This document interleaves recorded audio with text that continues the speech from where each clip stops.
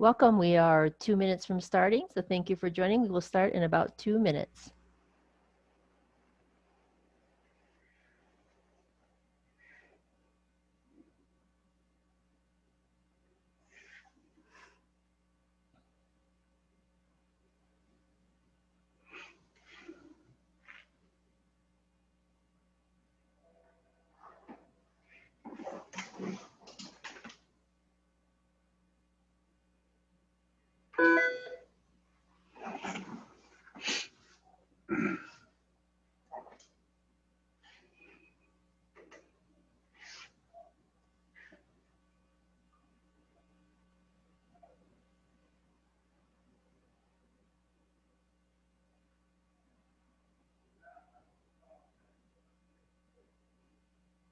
All right, looks like it's getting close, so 1 more minute and we'll be sure and get the show on the road here.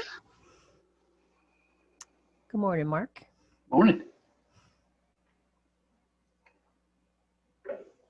Or afternoon, isn't it? Getting there.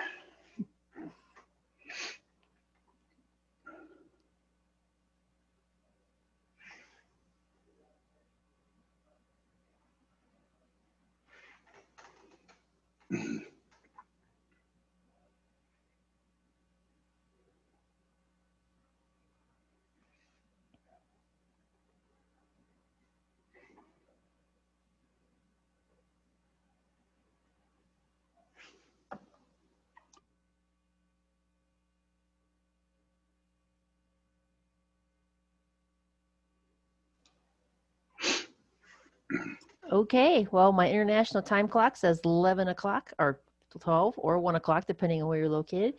Welcome, everybody. Thank you so much for joining today. Today's webinar is intended to be both an introduction to the current exposure draft of the practical applications of real estate appraisal, PAREA, and an invitation for you to submit your comments on the draft to the Appraiser Qualifications Board. Quick introductions. My name is Lisa Damaris. I am the Vice President of Appraisal Issues at the Appraisal Foundation. Prior to coming to work here full-time at the Foundation just this year, I was a practicing appraiser for over 30 years. I will be your host for the webinar, and the webinar will be presented by Mark Lewis. Mark, do you want to introduce yourself real quick? Sure. Let me just say howdy, y'all, from Deep East Texas. Mark Lewis. I'm the chair of the Appraiser Qualifications Board, and I'm from Lufkin, Texas, which is roughly 2 hours north of Houston. I'm a practicing appraiser. I've been in the appraisal profession for, 35, 36 years now. But I've enjoyed my time as chair, and I know y'all probably getting sick of seeing me on video, but I'm glad to be here today. Great. Thank you, Mark. So before Mark begins with the presentation, I just want to quickly cover the logistics of the webinar. We are recording the webinar, and it will be posted on our website and on our YouTube channel in no more than about a day's time, so you can share that link with other people. Time permitting, at the end of the presentation, we will be answering questions that you have posed in the chat box. So if you want to ask a question, simply enable your chat feature. You can do this. You just move your mouse to the bottom of your screen and a little menu will pop up. And one of the options down there is the chat feature. You can just click on it. Or alternatively, you can use the keyboard shortcut of the Alt+H and it will pop up. Links to today's presentation will also appear in the chat box. And finally, at the very conclusion of the webinar, a survey will pop up and ask you a few quick questions so that we can both understand what your experience was today and how we can always make things better. The agenda for today is as follows. Mark is going to give a brief history of PAREA. Then he's going to run through a general overview of what PAREA is. And then he will give some details of PAREA, including a new proposed Guide Note 11 for the criteria booklet. Following the summaries that Mark gives, we should have some time for Q&A, and then we will close with some very quick information on how you can submit your comments on the exposure draft to PAREA. All right, here we go. PAREA, the practical applications of real estate appraisal. Mark, can you take us through a recent history of how the PAREA concept has evolved to where it is currently? Sure, and thank you, Lisa, for that introduction. I think it'd probably be good to maybe review the reason, why AQB is offering this concept for public comment. The system in place that we have right now for entrance into the profession requires an individual to successfully complete qualifying education, to obtain experience, and to successfully pass a rigorous licensing and certification exam. Qualifying education and examination, that can be accomplished through application and study. It's challenging, but an individual desiring to enter the appraisal profession can apply themselves and they can accomplish that task. However, for the experience portion of the requirement, the only way for a new entrance into the profession to obtain the required experience currently is to find a willing supervisor who will invest the time into training of that individual for the required length of time. When this connection is made between a trainee and a qualified supervisor, man, that system works great. The supervisor is able to pass along a wealth of knowledge and experience to that trainee. However, when there becomes a shortage of willing qualified supervisor, then a roadblock is set up which prevents that trainee from entering into the profession. And that becomes an issue of public trust, and thus the need to find an alternative to the current system of training.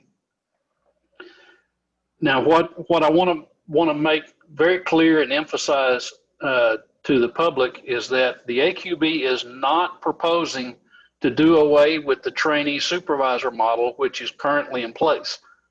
In fact, just the opposite. The AQB is very much in favor of this model where it works well. And if it works well, please work it. Those supervisors are great. But unfortunately, the current system is not working well for many folks who desire to enter the profession.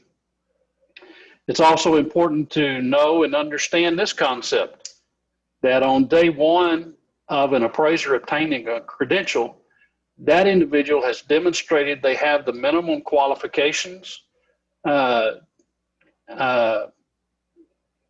be an appraiser, as well as the knowledge and training necessary to comply with the competency provision of USPAP.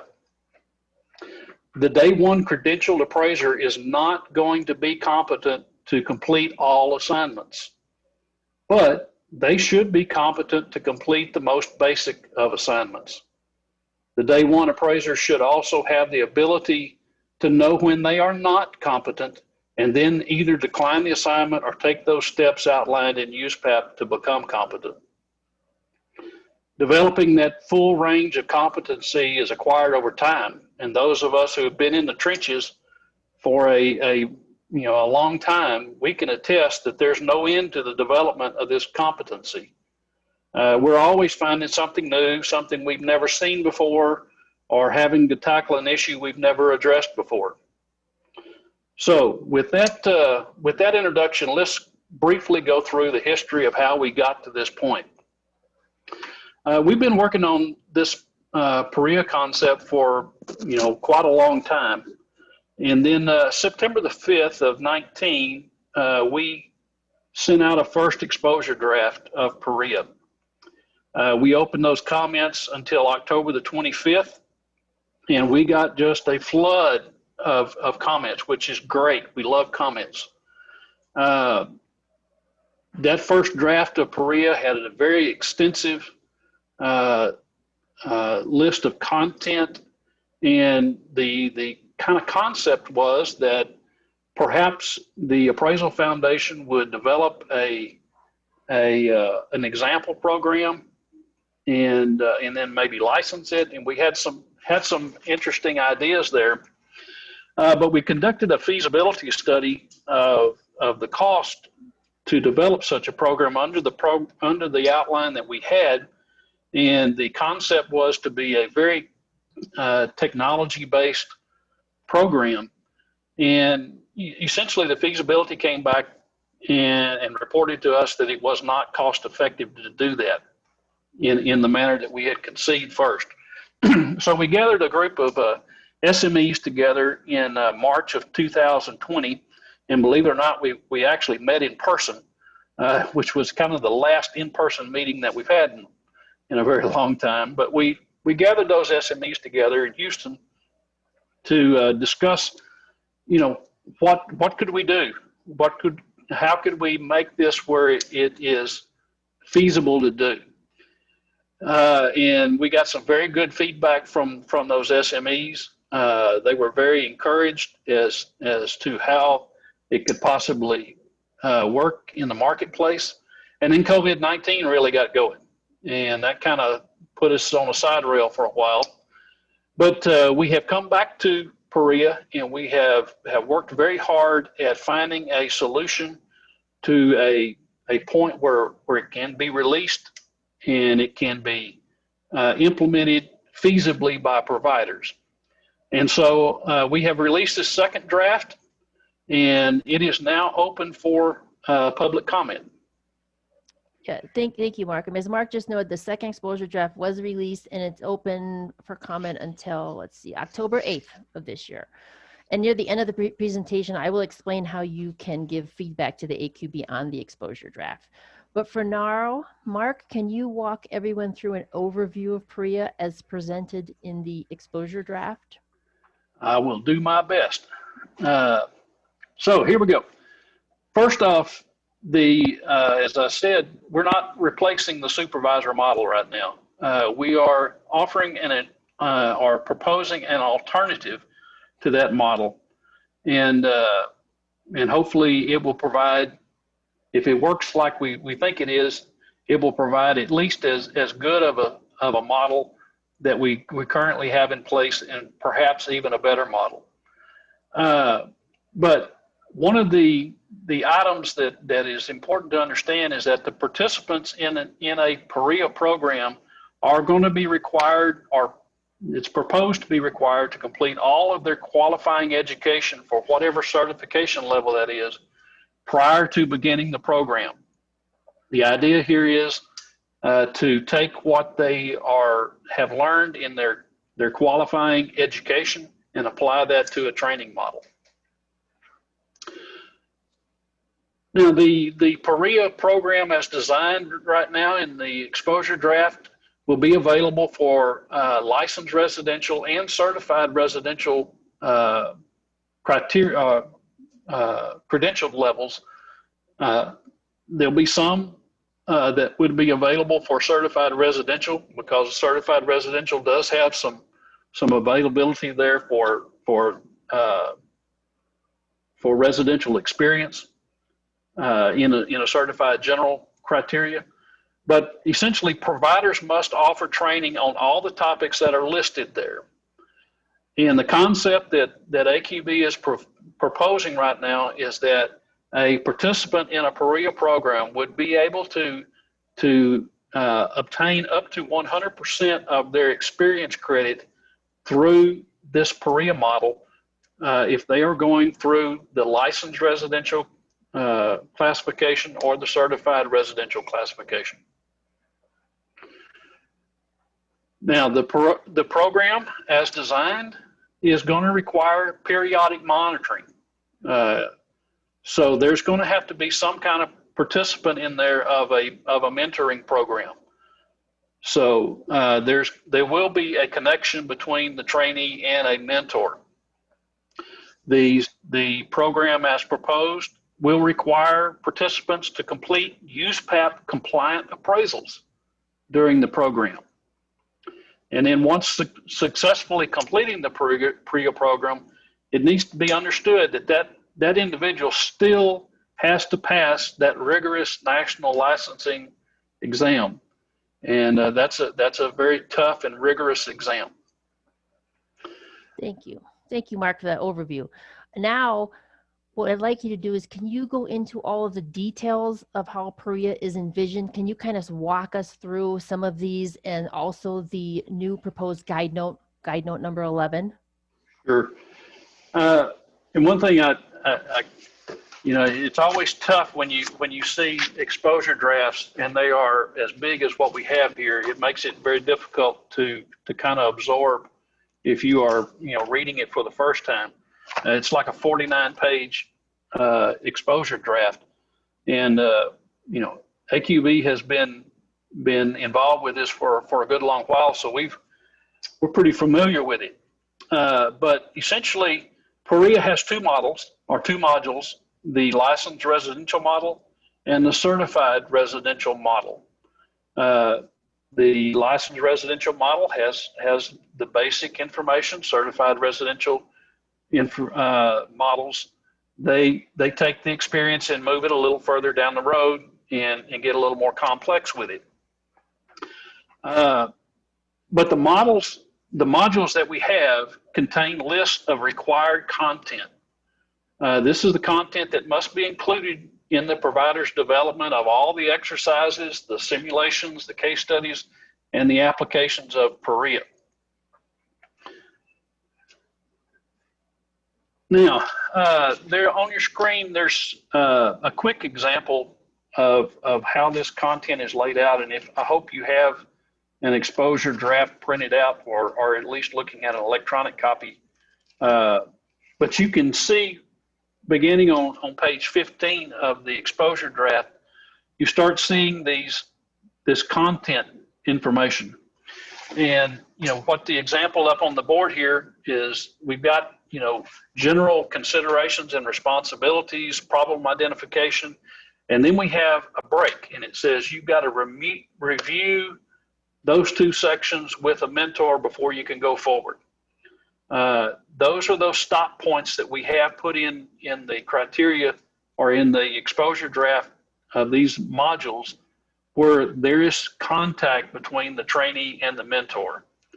But it goes to all content level that you would have if you were taking a trainee in your office and you were trying to teach them what you need them to understand on day one. And so that's where it begins. Now, the concept here, and if you go back to page 6 of the exposure draft and you look there, it says that the concept is that you will be able to obtain up to 100% of your experience credit for the licensed residential model or credential and the certified residential credential through a PAREA program. Now, that's an up to number. What you have to understand is that AQB is putting and proposes minimum criteria, but the states can always opt for more intense or higher level of requirements. So while AQB is proposing up to 100% of your experience credit through this model, we've got to understand the states could take that as fully on board, that if you show up with a completion of PAREA module, then you'll get 100% of your experience credits, or they may say, we'll only take half, or we may take none. So we understand it may be a little bit of a hodgepodge as states begin to get comfortable with this type of program if it's adopted, but the states can always exceed AQB minimum requirements. Again, there's prerequisites to PAREA. They're outlined on pages 6 and 7 of the exposure draft. For the licensed residential classification, you've got to have that 150 hours of qualifying education. For the certified residential, you've got to have 200 hours. But then on page 7, it begins to talk about a mentor. And, in the current system that we have right now, we have supervisors. And those supervisors are responsible for those trainees. But we want to make sure that we separate the concept between a supervisor and a mentor. So in the PAREA program, we're going to call those mentors, or that's what we have proposed. Those are mentors. if you are running through a normal supervisor training, live training with a trainee in your office, you're a supervisor. But the qualifications for a mentor and a supervisor are the same. So whatever is required of a supervisor as minimum qualifications, you can say that's the same for a mentor in the PAREA program. Now, how are we going to verify this experience? And this is a big deal for our regulators because right now you got to turn in a log. If you are running through experience, and you've got to log all your hours and turn that in. But what we are proposing in this exposure draft is that if a entrant goes through this program, they're going to get a certificate of completion that says you have completed the program. And our concept is that certificate is your verification that you have completed the training in the PAREA program, and you are eligible for up to 100% of your experience credit for that individual credential level. So there will be no log in this PAREA model. Now let's talk a little bit about the USPAP compliant reports that are required in this program. For each credential level, there's a certain number or minimum number of USPAP compliant reports that will be required. There's a minimum number for the licensed residential classification and a minimum number for the certified residential classification. And the concept is those would represent a variety of appraisal assignments. Participants would be required to produce that specific number at a minimum, and the reports to be produced would serve as that final evaluation of the participants' comprehension of the PAREA training. Now, one thing to understand that we do not plan to have those USPAP compliant appraisals available to be reviewed again at the regulator level. So within the program, they will be reviewed. They will be deemed as USPAP compliant. If they're not, they'll have to go back and try again. But that will be handled within the program. So when the course is complete, the appraiser will receive a certificate. We are proposing that no partial credit will be granted. So either you complete it or you don't. Now, the content serves as practical experience. The only difference is it's offered in a simulated or controlled environment. It is our intention through the PAREA program to offer a variety of experience and training that exposes that individual to as wide of a situation as we can practically afford them. But what we are proposing is that to take advantage of different learning styles and different technologies that are available out there, and to provide those delivery methods to the widest audiences that we can. And we're talking about, using computer-based learning. We're talking about video gaming. We're talking about video tutorials, virtual assistants, virtual reality training, the whole gamut of technology that's available. And I'd stop right here and just say that, I'm getting of an age that none of this was available to me when I was moving through my training many years ago. But the current young folks that are coming through the training process right now, they learn differently than what we learned. They're used to this kind of technology, and I think we would be amiss if we didn't take advantage of the technology and the learning styles that these young folks have. So the delivery method of PAREA content on what type of technology is used would be up to the providers. What the criteria is concerned with is the content be there. Now we have there is a very significant guide note that is included in the exposure draft. The guide note, somebody help me here, what page that starts on? 29. 29, okay. The guide note starts on page 29 of the exposure draft. This is a proposed guide note 11. But what it does, and this is, again, this is guide note, so it's guidance to those who are trying to implement this program, but it takes a little more detail in the content.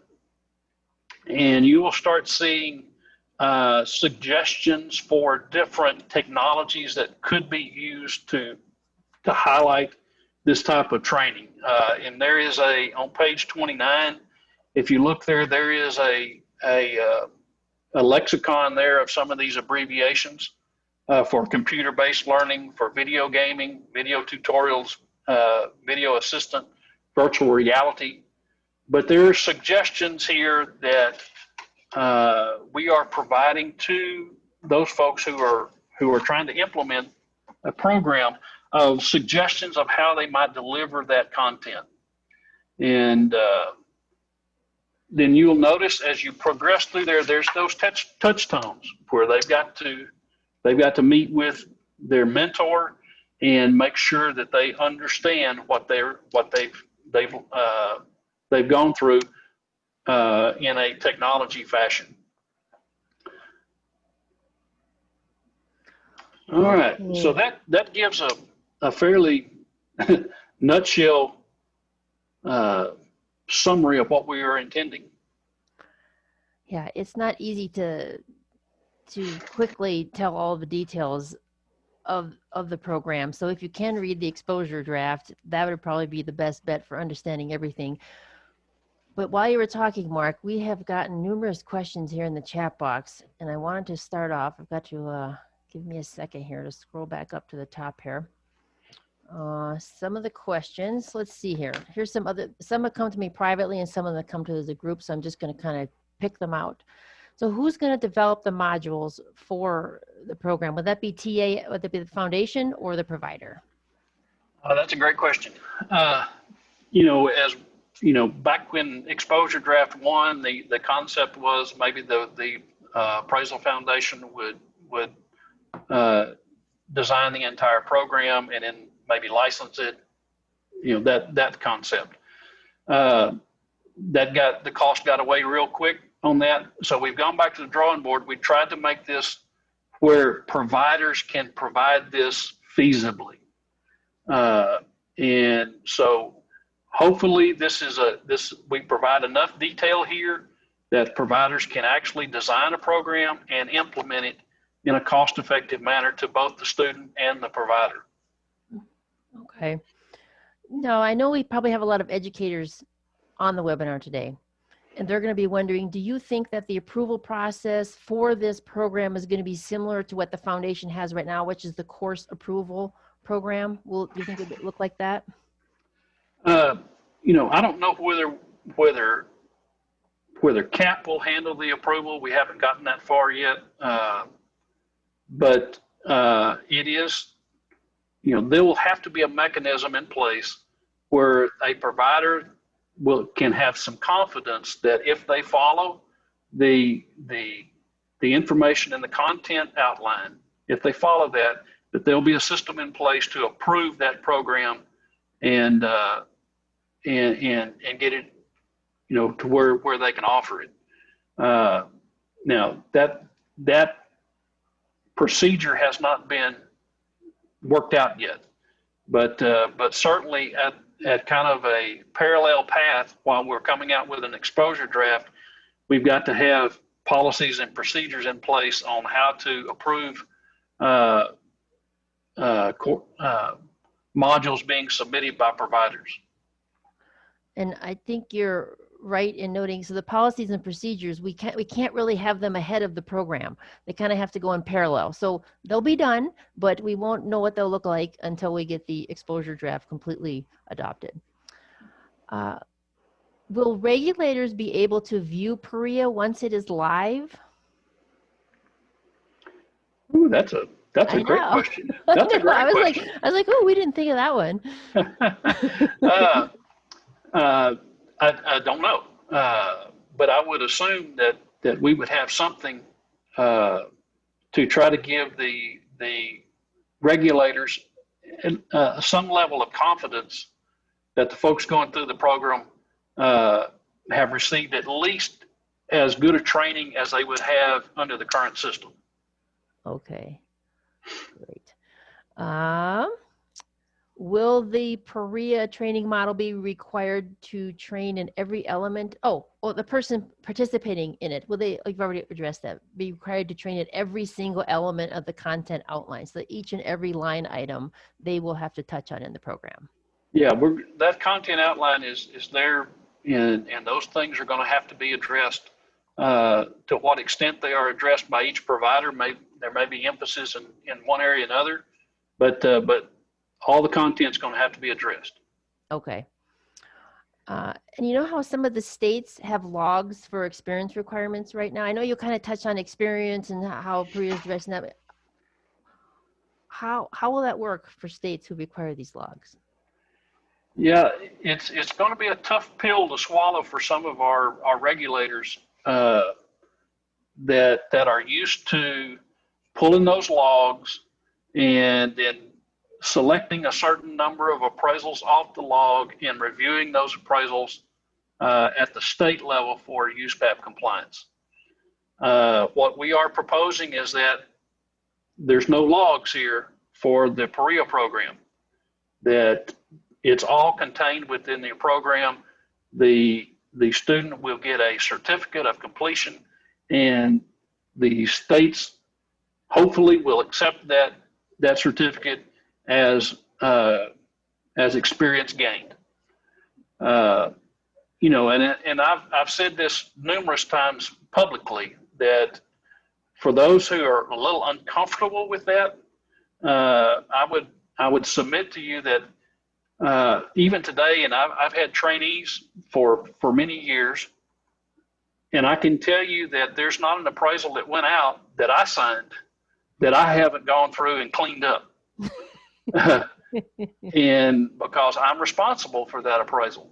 Yep. And so when the regulators pull those appraisals off the log, they're actually looking at my work as a supervisor and not the trainee's work. And so, and that's sometimes scary. I understand the stories that the regulators get, and the trainees come back and say, well, that's what my supervisor told me to do. And, you know, maybe they got wrong information. And it's hard to fix wrong information embedded within a trainee. It's hard to correct that. But we are hopeful that the system in place, because we have a required core content for the training, that we can get quality training and more consistent training across the board. That's a really good point. So it kind of, the good point is that getting rid of the supervisors who maybe are not so great. This will kind of help compensate for that part of the problem out there. Now, Mark, you've been dealing with PAREA for a long time, probably, you know, since it's really started to take off. Do you have any sense for how the states how they feel about PAREA? Are they being receptive to it, or what is your experience? You know, good question.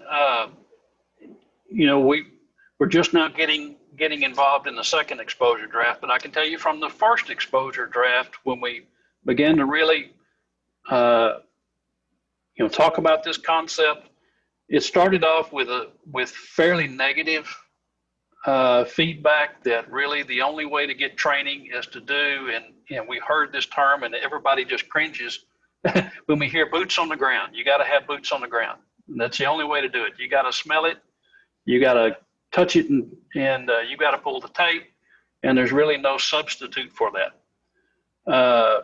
And then as they as we began to kind of explain this further of how it might work and the advantages to a program like this and the opportunities that it would afford those who are trying to get in the profession and just can't because they've called every certified and licensed appraiser on their side of the state and all said no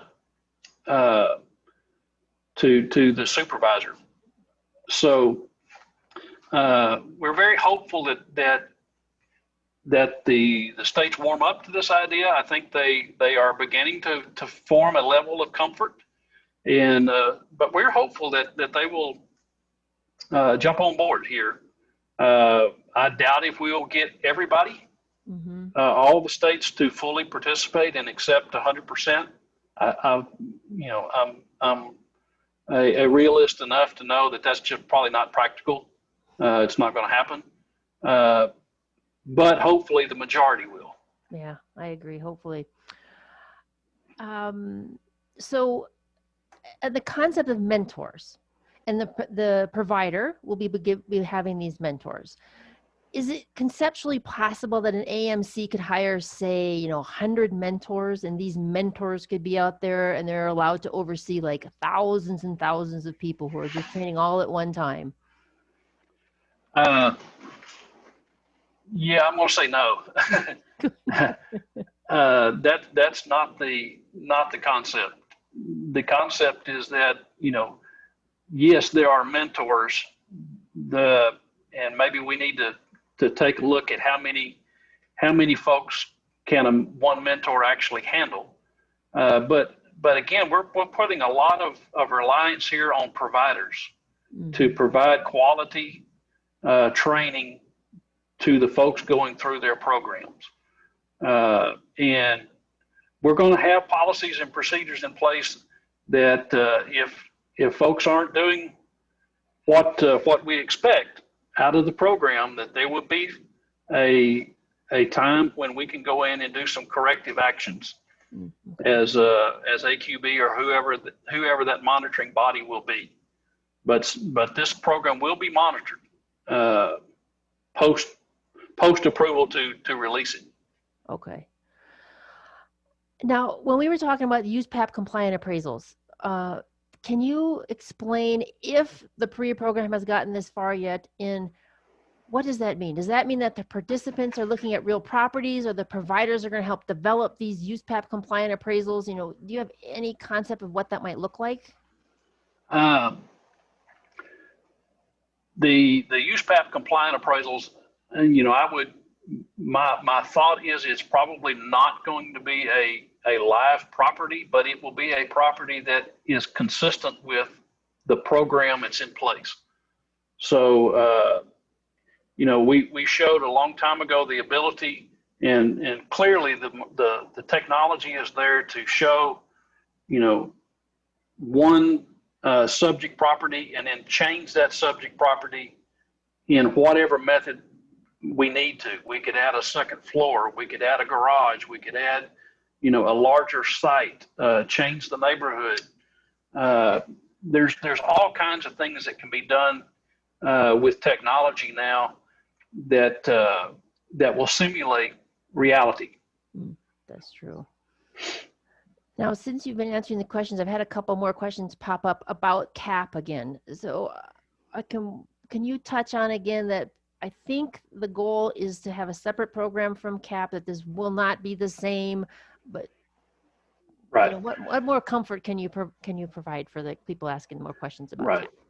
CAP? CAP does a terrific job with our qualifying education and our continuing education approval. There's folks in there that are very good at what they do. Whether or not that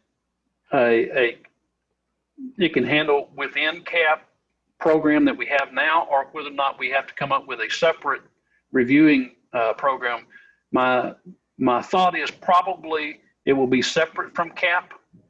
There'll be another standalone process for that, because we're going to have to look at some technology here and make sure it functions right. Mm. and is delivering the material in a reasonable fashion. And that may be beyond what CAP has the ability to do right now with their personnel. But that's one of those items that's yet to be determined. Okay. What are the minimum requirements would be for instructing PAREA? Again, this is I don't want anybody to get the concept that this is an educational offering where there's a lecture and in an exercise. This is a lot of independent experience where these folks going through the system are going to be entered into a program, and the program will lead them from one step to another. Obviously there's going to be some outside work, some exercises that have to be done. There's going to have to be some requirements in there. Again, there's those touch tones in there where you do have to meet with that mentor, and that trainee is going to have to demonstrate that they understood the material that was presented them, and they completed those exercises, and they have a good grasp on that section before they can progress to the next section. So hopefully the technology will lead them from step 1 through step 10. Okay. And then what would be the criteria for those mentors? Do they have to be USPAP instructors, or what's their qualifications? Exactly the qualifications that's in the criteria for a supervisor would be the qualifications for a mentor. So I would refer you to the criteria that's in place right now. There's a section in there for supervisor qualifications, and those would be the same for a mentor. Okay. And do we have any sense of a timing on this going forward? Will the providers be able to begin developing modules and submitting for approval, or what do you see in the future? Wow. I'm like, who was Johnny Carson used to do answer the thing on his head, but not sure I'm that talented. But I guess as far as timing goes, hopefully we're going to get some comments back in. Whether or not there's a fatal flaw revealed in those comments is yet to be determined.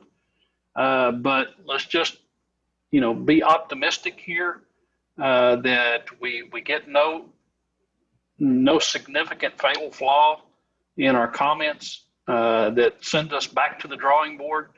Then we're talking about the next public meeting that we have is in in October. October, if I remember right. Yes, it's in October 16th, I believe. Okay, October the 16th is our next public meeting. That is correct. Okay, thank you, Joellen. Thank you, Joellen.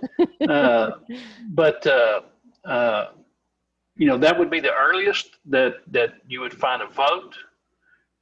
Then obviously we'd need a little lag time in there for an effective date to get it going, and so we're talking about a 2021 event at the earliest. With keeping COVID in mind, and everybody has no idea what's going on in the world. Right. Okay. And then it's going to take providers some time to get the programs designed and get them going. So this is not going to happen overnight. It's going to take some time, but we've got to get if this meets approval, then we've got to get the ball rolling somewhere. Okay. And the appraisal profession is all about public trust. So I'm sure the AQB has considered this. This is more of a conceptual question we have here. Does anybody think that, putting their trust into virtual training will lead the public to think that, for some reason we're less reliable, or that an AVM should step in and take over for us? Well, hopefully not. The program, hopefully, as our concept is it's our intention to provide at least as quality of experience training that we have in place with the supervisors as we would have in a PAREA program. That's our goal. We certainly don't want to go backwards. So we want to have at least as quality program as we have. But again, we've got to have folks moving through the system. Mm-hmm. And if there is a significant roadblock out there that just prevents folks from moving through, that's going to eventually move through the system and create a public trust issue. That it's just, us four and no more, mm-hmm. Kind of deal. Yeah. So that's our goal. That's a really good point. And you know how now for each licensee level, we have a certain number of experience requirements. Will those number of hours be exactly the same through the PAREA program, or will that be modeled a little differently? Yeah, I would kind of encourage those folks who are looking at the PAREA program to kind of separate the number of hours away out of your thinking, because right now, 1,000 hours, 2,000 hours, 3,000 hours of experience. That's kind of what's ingrained in our mind right now. But we're talking about packaging a lot of information into a short length of time. How short, I don't know. How long it would take somebody to go through a program, because right now we don't have a program out there to look at, so we really don't know. All we know is content. So we would like to be able to move folks through the system efficiently, but not lessen the quality of person that comes out at the end. So that's our goal. But try to move away from the thought of I've got to have X number of hours. Okay. Technology allows us to condense that into a shorter period of time and put that information into practice. Okay. Will there be any grants available to implement the program for providers? Again, that I don't know the answer to that. There's a lot of talk that's kind of being bandied around the edges here, but that's kind of above my pay grade. Perfect.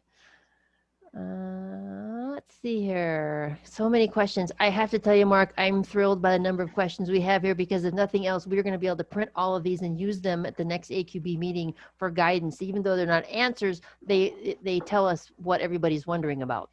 Let's see. Right. Okay, I'll just pick one. How does someone sign up to be a mentor, and what is the benefit for an appraiser to become a mentor? Well, the concept here is that would be handled through the provider. So the provider would be responsible for providing those mentors. And whatever provider is out there, whether it's a professional organization or a proprietary school or whoever is going to do this, they would be responsible for providing those mentors. Okay. Why can't we just make PAREA effective immediately and let the process get started with the states and the providers? PAREA doesn't restrict what states can currently do. PAREA is just another option. That's a great thought, and perhaps we can. In my mind, I want to make sure we have the policies and procedures in place at that time that it becomes effective. So we've got a little administrative work to do behind the scenes. It's not just the PAREA program and approving it, but we've got to have the structure to, a provider that says, I'm finished, here's our program, where does it go? Yeah. Where do we send it? Where do we email that to? And so we've got to have those policies and procedures in place and have them available to the providers so they know the process to go through. And I'll have you know that a question came from John Brennan. That might be somebody you know. I'm not sure. John's been a wonderful resource, and he's been he's been a leading advocate of this for a very long time, and we certainly appreciate John's efforts, and they're not overlooked. Mm-hmm. I totally agree. Will there be a PAREA certified general offering at some point? Oh, that's a great question. CGs, obviously, they have to have a significant part of their experience has to be in non-residential property. But there's a portion in there that can be in residential for a CG experience. PAREA would be able to fill that void. But right now, the CGs would still have to fill in the hole for the non-residential segment. Right now, we don't have, the PAREA program is primarily residential oriented because that's really where the need is right now. But I can foresee in the future, if this is successful, that a PAREA program would be extended to a CG where they could get up to 100% of their experience. That would be great. And I'm gonna kind of ask a dual question at one time. You've kind of touched on it, but I'm gonna just go deeper into it. And that has to do with time and cost. Do you have any idea how, like, the minimum amount of time this program might take to go through, and possibly how much it would cost? Well, unfortunately, I don't. I wish I did, but again, this is brand new stuff, and so we have not seen anybody put a program together. We haven't kind of gone through the system ourselves and see exactly how long it would take. And providers, this is a shot in the dark right now about how much it would cost. We have tried to pull the detailed outlines that we had originally. We've tried to scale them back a little bit and get it to where perhaps this can be feasibly done by providers.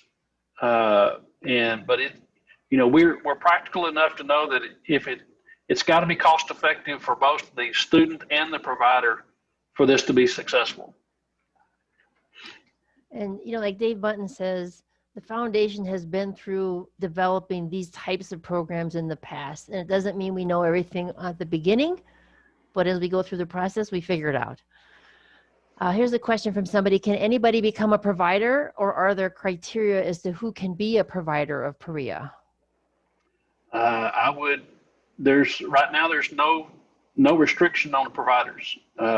If you can comply with the requirements that are outlined here in the exposure draft, you can provide PAREA. Okay. And while we were talking about cost, I guess I didn't really clarify, will PAREA actually be a cost to the people who want to go through the program? Will they have to pay to do it? Yeah, I would expect that a provider would charge the students to go through the program.